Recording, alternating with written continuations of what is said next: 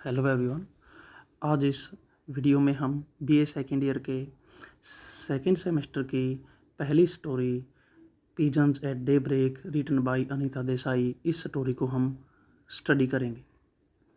जहाँ तक अनीता देसाई जी की बात है, इनका जन्म 1937 में मसूरी, इंडिया में हुआ। इनके पिताजी का नाम D.N. मजूमदार और इनकी माताजी का नाम टोनी निमे था।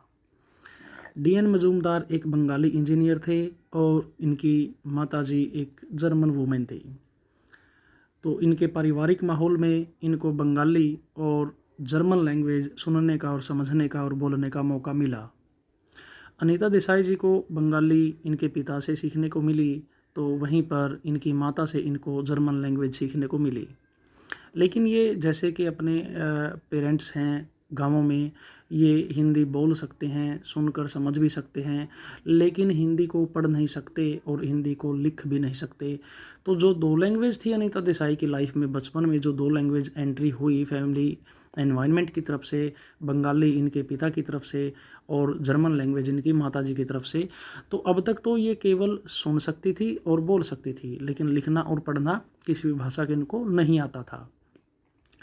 जब इनकी स्कूल में एजुकेशन शुरू होती है तो वहाँ पर लिखना और पढ़ना इनको इन दोनों भाषाओं में नहीं सिखाया जाता, बल्कि इनको पढ़ना और लिखना इंग्लिश लैंग्वेज में सिखाया जाता है। तो यही वजह थी इनकी लिटरेरी लैंग्वेज इंग्लिश बन जाती है। इनकी शादी 1958 में होती है। इनके हस्बैंड का नाम अश्विन देसाई था, तो इसलिए इनका नाम अनीता देसाई पड़ा, जबकि इनसे पहले इसका नाम अनीता मजूमदार ही था। अनीता देसाई के बच्चों की अगर बात करें, उनमें से एक इनकी लड़की किरण देसाई, वो भी साहित्यिक दुनिया में अपनी किस्मत को आजमाने की कोशिश करती है और उनका एक नोवेल जो कि 2006 में पब्लिश हुआ, द इनहेरिटेंस ऑफ लॉस, ये भी बड़ा फेमस नोवेल हुआ। किरण देसाई जो कि अनीता देसाई की लड़की है। ये रही इनकी फैमिली इन्फॉर्मेशन। जहाँ तक अनीता देसाई जी के फेमस और इम्पोर्टेंट लिटरेरी वर्क्स की अगर हम बात करते हैं, तो इनका पहला नोवेल क्राई द पीकॉक बहुत अच्छा नोवेल रहा। सेकंड नोवेल इनका रहा वॉइसेस इन द सिटी, जो कि 1965 में पब्लिश हुआ। फायर ऑन द माउंटेन 1977, इनके लिए तो इनको पुरस्कार भी मिला, बहुत अच्छा नोवेल था। विलेज बाय द सी 1982, इस नोवेल में द विलेज बाय द सी, इसका शीर्षक जैसा है कि समुद्र के पास एक गांव।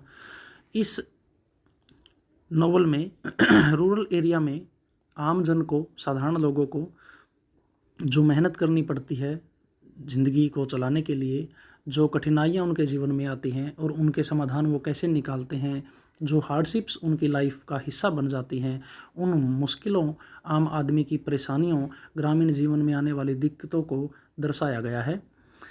इनका जो नोवेल था फायर ऑन द माउंटेन, इस नोवेल के लिए इनको 1978 में साहित्य अकादमी अवार्ड भी मिला। जिस साल इनको ये पुरस्कार मिला, ठीक उसी साल इनका एक और कलेक्शन आता है स्टोरीज का, कहानी संग्रह आप हिंदी में कह सकते हो, कलेक्शन ऑफ स्टोरीज इनका पब्लिश हुआ, जिसका नाम था games eight Twilight and other stories. ठीक इसी कलेक्शन से आपकी जो पहली स्टोरी है पिजन्स एट डे ब्रेक, इसी कलेक्शन से इसको लिया गया है। जहाँ तक हम पिजन्स एट डे ब्रेक की बात करेंगे अब, तो इसके सबसे पहले मेन कैरेक्टर्स की अगर हम बात करें, इसमें 4 मेन कैरेक्टर रहेंगे, बल्कि 2 ही मेन कैरेक्टर हैं और एक का हल्का सा रोल रहेगा इस कहानी में और एक का केवल जिक्र होगा। सबसे पहले जो मुख्य पात्र है इस कहानी में वो रहेगा आपका मिस्टर बसु। सेकंड नंबर पर इनकी पत्नी मिसिज ओटिमा बसु। तीसरे नंबर पर कैरेक्टर्स लिस्ट में नाम आएगा इनके पड़ोसी बुल्लू का। और the last and fourth one is Nikhil. Nikhil mister Basu की लड़की का बेटा है, यानी कि इनका रिलेटिव्स बना। अब इसकी अगर हम समरी की बात करें, तो दिल्ली में कश्मीरी गेट के पास मिस्टर बसु और मिसिज ओटिमा बसु रहते हैं। दोनों ही ओवर एज हैं। मिस्टर बसु की उम्र लगभग 60 प्लस हो चुकी है। मिसिज ओटिमा बसु लगभग 55 या 56 साल की हैं। मिस्टर बसु की अगर हम बात करें तो ये अस्थमा के मरीज़ हैं। इनको सांस लेने में कठिनाई होती है, ये गर्मी को सहन नहीं कर पाते। और इनका एक नेगेटिव पॉइंट ये भी है इस स्टोरी में, ये अपने लिए स्वयं न्यूज़पेपर रीड नहीं कर सकते। इसलिए न्यूज़पेपर को रीड करने के लिए इनको अपनी पत्नी पर निर्भर रहना पड़ता है। कहानी की शुरुआत इसी मुद्दे के साथ होती है कि मिस्टर बसु का सबसे बड़ा नेगेटिव पॉइंट या इनके जीवन की सबसे बड़ी समस्या यही है कि वो स्वयं अपने लिए अखबार नहीं पढ़ सकते। तो ये अपनी पत्नी को बुलाते हैं कि न्यूज़पेपर लेकर आओ और मेरे लिए हेडलाइंस रीड करो। मिस्टर बसु के ये कहने पर इनकी पत्नी ओटिमा बसु अखबार पढ़ने के लिए अखबार को ढूंढने लगती है, बट उससे पहले इनको चश्मे की ज़रूरत होती है। तो इसलिए ये चश्मे को ढूंढने में व्यस्त होती हैं। जब तक इनको चश्मा बाथरूम में मिलता है तो इनको हैरानी होती है, बाथरूम में चश्मे का क्या काम, मैं यहाँ पर चश्मे के साथ क्या कर रही थी। तो चश्मा मिलने के बाद जब इसको लगा कि न्यूज़पेपर रीड किया जाए तो इसको आभास हुआ कि न्यूज़पेपर ही पता नहीं कहाँ पर रखा है। यानी कि जब तक चश्मा मिला पूरे घर में तलाश करने के बाद तो इनको ये जानकारी मिलती है कि उसने मिसिज़ ओटिमा बसु ने न्यूज़पेपर को ही गुम कर दिया।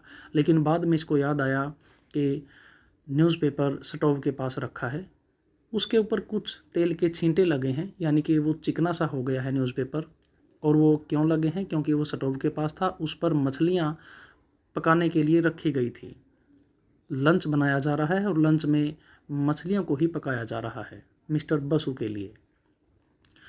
मिस्टर बसु के लिए ओटिमा चश्मा और न्यूज़पेपर दोनों लेकर आती हैं। जब दोनों बैठकर न्यूज़पेपर रीडिंग करने की शुरुआत करते हैं तो न्यूज़पेपर की जो जो हेडलाइन होती हैं उनमें इसका ज़्यादा इंटरेस्ट नहीं था मिस्टर बसु का। तो इसको लिए बीच में बार बार टोकते हैं कि कुछ इंटरेस्टिंग सी न्यूज़ पढ़ो। जैसे कि स्टार्टिंग में ये न्यूज़पेपर लेकर आती हैं, एक बांस से बने हुए स्टूल पर वो बैठ जाती हैं, अपनी गोल मटोल गोद में न्यूज़पेपर को ओपन कर लिया जाता है और उसके लिए न्यूज़ रीडिंग की शुरुआत की जाती है। स्टार्टिंग में जो न्यूज़ रीड की जाती है वो ये रही कि राइस स्मगलर्स कॉट, चावल के तस्कर पकड़े गए। ये खबर पढ़ने के बाद मिसिज़ ओटिमा बसु को लगता है कि अपने देश में चावल तो बहुत ज़्यादा मात्रा में उगाए जाते हैं, इसलिए चावल की तस्करी करने की तो कोई ज़रूरत ही नहीं थी। लेकिन मार्केट में जो खाद्यान्न को इकट्ठा कर लेते हैं, अच्छे दाम आने पर बेचते हैं, यानी कि जो स्टॉक कर लेते हैं, ये लोग इस चीज़ को पैदा करते हैं, जो ब्लैक मार्केटियर होते हैं, इस चीज़ को पैदा करते हैं कि चावल की तस्करी करने पड़े। नेक्स्ट जो न्यूज़ रीड की जाती है वो ये थी कि दिल्ली एयरपोर्ट में एक नीलगाय घुस आई और उसको कंट्रोल करने के लिए उसको नशीली दवाई दी और अब उसका खतरा नहीं है। जैसे ही ये न्यूज़ रीड की जाती है उसमें एक वर्ड यूज़ किया जाता है ब्लू बुल। ब्लू बुल से मतलब था यहाँ पर नीलगाय। लेकिन मिस्टर बसु इस वर्ड को समझ नहीं पाते कि what do you mean by blue ball. जो अपनी पत्नी को डांटते हैं कि आप ठीक ढंग से न्यूज़ रीड नहीं कर सकते, आपको पढ़ना भी नहीं आता, बुलबुल से क्या मतलब है आपका? बुलबुल होता है, बुलबुल क्या होता है? बुलबुल तो कोई वर्ड ही नहीं। बुलबुल हो सकती है बट ये तो कोई वर्ड ही नहीं। लेकिन बाद में उसको समझ में आता है बुलबुल के नीलगाय, तब वो थोड़ा सा कूल हो जाते हैं। लेकिन उसको एक बात फिर माइंड में पिंच होती है कि नीलगाय की जो प्रजाति है, इस जीव की प्रजाति तो लुप्त होती जा रही है, ये एयरपोर्ट पर कहाँ से आ सकती है। इस खबर के पढ़ने के बाद तो उसने कहा चलो ठीक है आगे पढ़ो। तो मिसिज़ ओटिमा ये चाहती है कि दूसरा कॉलम सर्च किया जाए जिसको सुनाने के बाद इनको पति को अच्छा लगे। तो वो एंटरटेनमेंट कॉलम में अपनी नज़र डालती है, वहाँ से कुछ फिल्मों के नाम रीड करती है कि तेरी मेरी किस्मत या फिर दो दोस्त, इस तरह के कुछ फिल्मों के नाम लेती हैं। तो उसमें एक न्यूज़ इसके बाद रीड की जाती है कि तंबाकू चबाने से कैंसर हो जाती है। मिसिज़ ओटिमा बसु इस खबर को स्वीकार नहीं करती। वो ऐसे बोलती है इस खबर के बाद, मैंने लोगों को देखा है जो कई सालों से तंबाकू का सेवन करते हैं और आज तक उनको कोई बीमारी नहीं हुई। ये इस तरह की बकवास की बातें न्यूज़पेपर में चलती रहती हैं। तो मिस्टर बसु ने कहा, आप ये क्या पढ़ते चाह रहे हो? नीलगाय की खबर है, तंबाकू की खबर है, या फिल्मों की खबर है, या चावल के तस्कर की खबर है? कुछ इंटरेस्टिंग मेरे लिए हेडलाइन रीड करो, इन सब को छोड़ दो। ऑल राइट, सब कुछ ठीक है। तो और ख़बरें पढ़ी जाती है कि असम में बाढ़ आ गई, महाराष्ट्र में सूखा पड़ गया। ये भी हर साल होता है, कब नहीं होता वहाँ, इसमें भी कोई इंटरेस्ट नहीं है।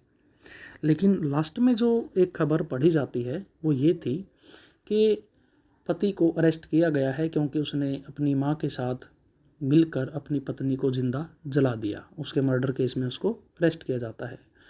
ये खबर मिस्टर बसु को तो कम इंटरेस्टिंग लगी, लेकिन ये नारीवाद से जुड़ी खबरें, नारी पर अत्याचार होने वाली खबरें, ये मिसिज ओटिमा बसु के लिए बहुत रुचिपूर्ण हुआ करती थी। इसलिए वो इस खबर में बेहद इंटरेस्ट लेती है और इसके ऊपर अपना भाषण जारी कर देती है। ऐसा कब नहीं होता, पुरुष जाति के लोग ऐसे ही हैं, सदियों से औरतों के ऊपर अत्याचार करते आ रहे हैं। कितनी आम बात है दहेज के लिए बहुओं को जिंदा जला देना। इन ससुराल वालों को लगता है कि वो बहुत आसानी से दूसरी पत्नी ले आएंगे, इसलिए वो अपने दहेज के लालच में पहले वाली पत्नी को जिंदा जला देते हैं। मिस्टर बसु को ये बात फील होती है, ओह अब इसको तो इसका इंटरेस्टिंग टॉपिक मिल गया, अब ये इस पर लंबा भाषण देने वाली है, अब इसको कोई चुप करने वाला नहीं है। इसको 2-3 बातें चुप कर सकती है, या तो इसके पति को अस्थमा का दौरा पड़े तब वो उसे संभालने के लिए चुप हो सकती है, या दरवाजे पर मछली बेचने वाला आए उसके लिए ये मोलभाव करेगी मछली लेते हुए उसके साथ, तब ये चुप हो सकती है, या न्यूज़पेपर में ऐसी कोई न्यूज़ आए कि गाय ने 5 टांग वाले बछड़े को जन्म दिया है, या किसी औरत के गर्भ से 2 सिर वाले बच्चे ने जन्म लिया, यानी कि कुछ ऑकवर्ड न्यूज़ इसके सामने आए तो ये इस टॉपिक को छोड़ सकती है। अदरवाइज़ ये जो नारीवाद से संबंधित या अत्याचार से संबंधित खबरें हैं ये इसको आकर्षित लगती हैं और इसको अच्छा लगता है। ये इसका इंटरेस्टिंग टॉपिक है मिसिज ओटिमा बसु का। लेकिन जैसे जैसे ये उस पर बोलती जा रही है तो एकदम एक खबर ये बड़े अच्छे भाव से रीड करती है, जैसे कि है कोई ऑर्डर पास कर रही हो। और ख़बर ये थी कि जिस एरिया में ये लोग रह रही हैं मिस्टर बसु और मिसिज ओटिमा बसु, उस एरिया में आज शाम 8 बजे से लेकर रात के 8 बजे से लेकर सुबह 6 बजे तक लाइट नहीं आएगी। Electricity will be switched off as urgent repairs to power lines must be made in Daryaganj and Kashmiri Gate area from 8 PM to 6 AM on the 21 मई।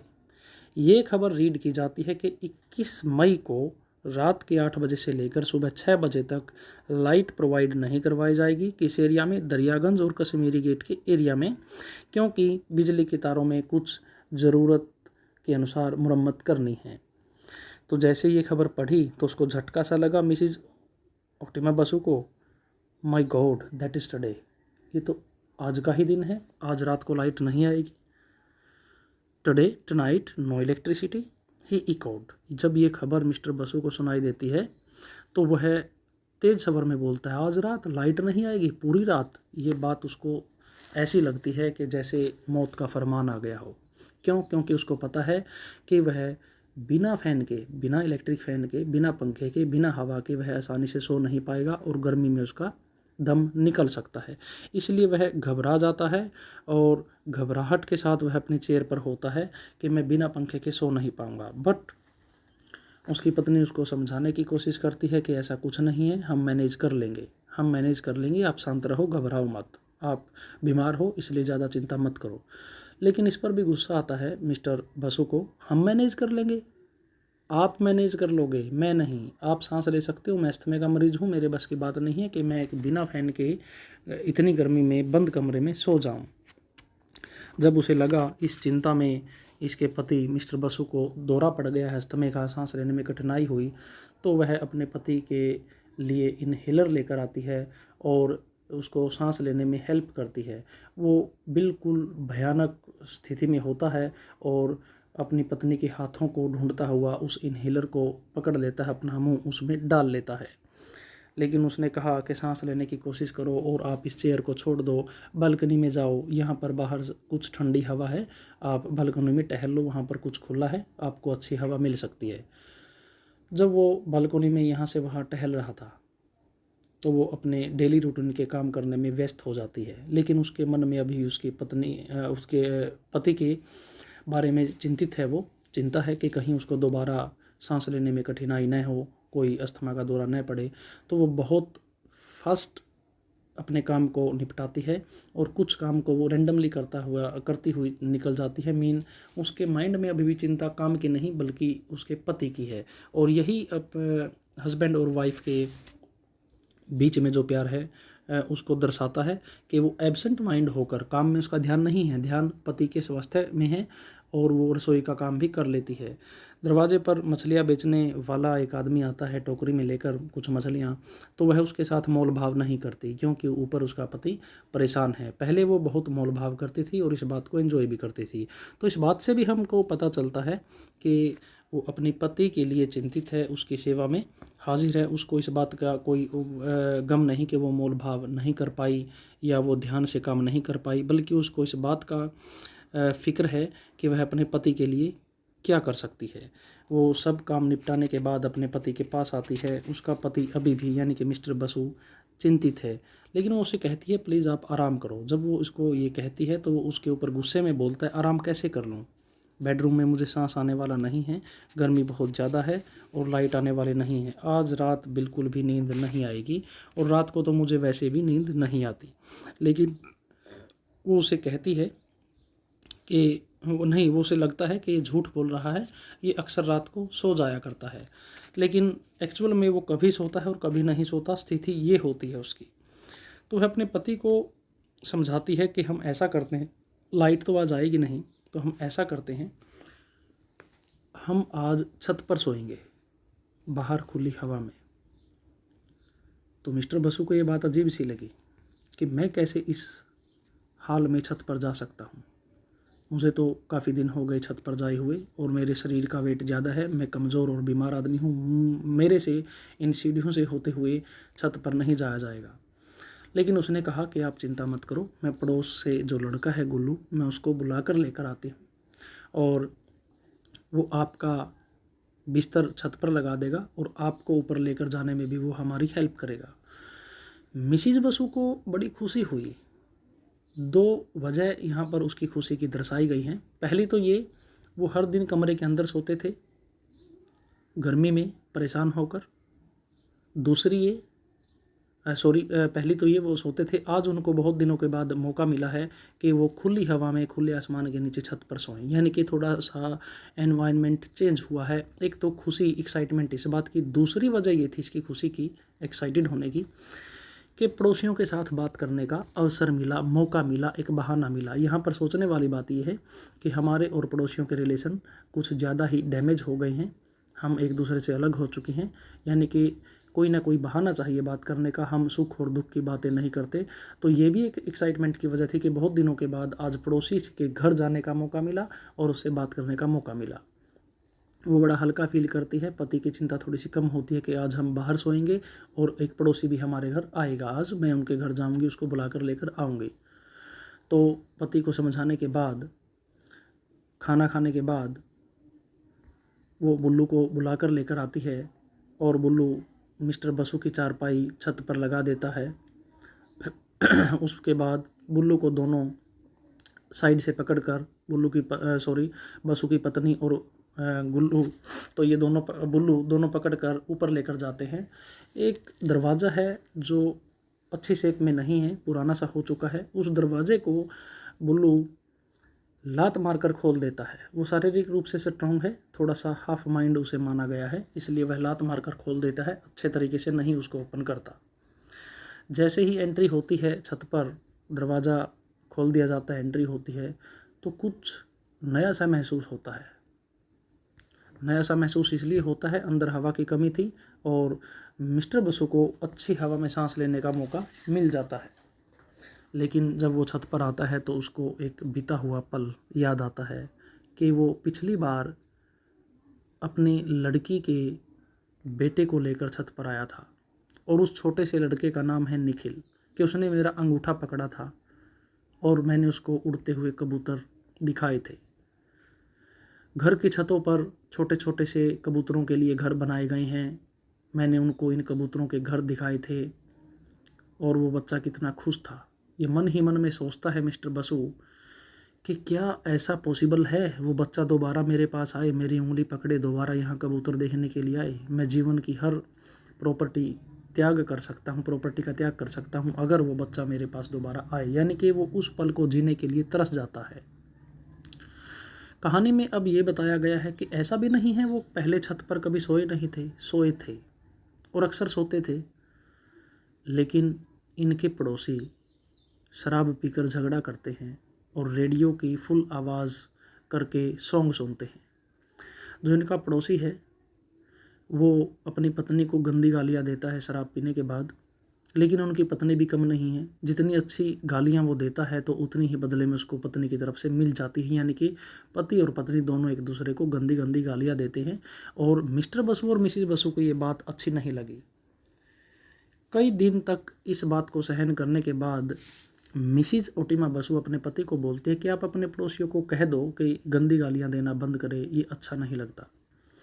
जब मिस्टर बसु ने ऐसा करने के लिए प्रयास किया कि मैं इनको रोक दूं, ये झगड़ा न करें, गंदी गालियाँ न दे, तो वो पड़ोसी मिस्टर बसु को ही मारने लगा। अगर उन पड़ोसियों के बच्चे अपने पेरेंट्स को, माँ बाप को नहीं रोकते तो मिस्टर बसु का तो कत्ल ही कर दिया होता इस कहानी के अनुसार। तो ये झगड़ा होने के बाद ये छत पर सोना छोड़ देते हैं। ऐसा नहीं है कि इन्होंने तुरंत छोड़ दिया, इन्होंने सोचा चलो झगड़ा हो गया, हम आज भी छत पर सोते हैं। तो नेक्स्ट डे ये छत पर सोने के लिए जाते हैं तो इनके पड़ोसी इतने निकम्मे हैं कि वो अब पहले से भी ज़्यादा झगड़ा करने लगे उसको, बसु को परेशान करने के लिए, और रेडियो की आवाज़ पहले से भी तेज़ करने लगे। तो बसु 2-4 दिन वेट करके थक हार कर झुक जाता है और ऊपर सोना बंद कर देता है। नीचे बंद कमरे में ही सोने की उसकी आदत पड़ जाती है। और तब इनको लगा, पति और पत्नी दोनों को महसूस हुआ, हम उस दिन से छत पर सो रहे थे काफ़ी दिनों से, पब्लिक के बीच में क्यों? क्योंकि सभी लोग अक्सर गर्मी की वजह से छत पर सो रहे थे, यानी कि पड़ोसियों के बीच में सो रहे थे। तो हम तो बेवजह ही पड़ोसियों के झगड़े को सहन कर रहे थे, उनकी गंदी गालियों को सहन कर रहे थे। अरे रूम में कितनी अच्छी प्राइवेसी है, आराम से सोया जा सकता है, कोई प्रॉब्लम नहीं है। लेकिन अब प्रॉब्लम हुई लाइट के बगैर, तो अब उन्हें दोबारा छत पर आना पड़ा। अब निखिल की याद आई, उस झगड़े की याद आई, तो खाना खाने के बाद सोने की तैयारी है। रात भर मिस्टर बसु करवटें बदलता रहा, उसे अच्छी नींद नहीं आई। मिसिज बसु भी अपने पत्नी की सेवा में, अपने पति की सेवा में लगी रही, उसे भी नींद नहीं आई। लेकिन जैसे जैसे सुबह होने लगी, ठंडी हवा बहने लगी, यानी कि थोड़ी सी हवा चलती है। यमुना नदी में से जो हवा निकल कर आती है तो वो थोड़ी सी ठंडी और खुशबूदार लगी, ताज़ी हवा सुबह की। उनको लगा कि अब कुछ राहत होगी, एनवायरनमेंट अच्छा रहेगा।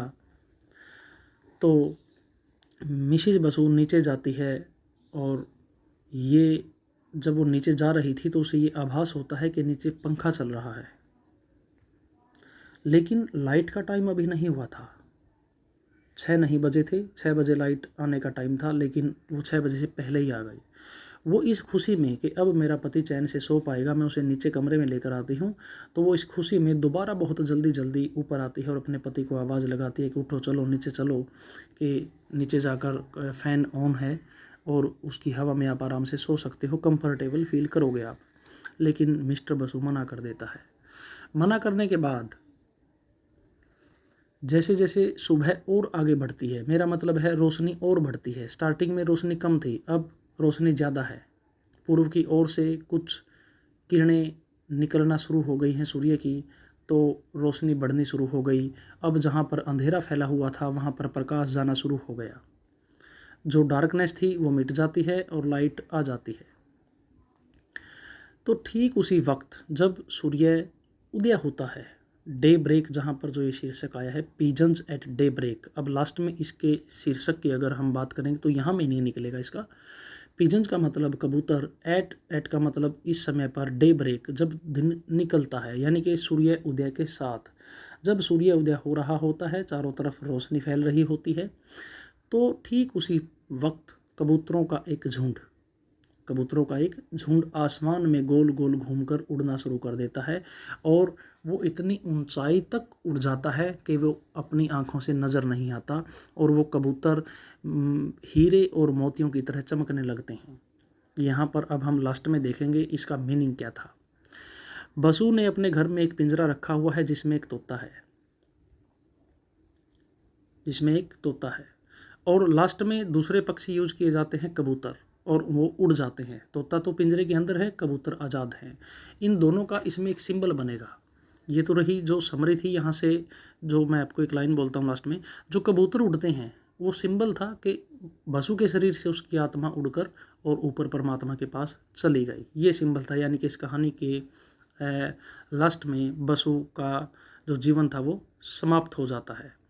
इसके अगर हम सिंबल की बात करते हैं इस कहानी में, एक तो है पीजन्स और एक है पैरट। दो तो पक्षी हैं। पीजन्स यहाँ पर प्रतीक है सोल का, सोल किसकी, बसु की। और पैरट, पैरट है केज के अंदर, पिंजरे के अंदर। और एक है डार्कनेस एंड लाइट।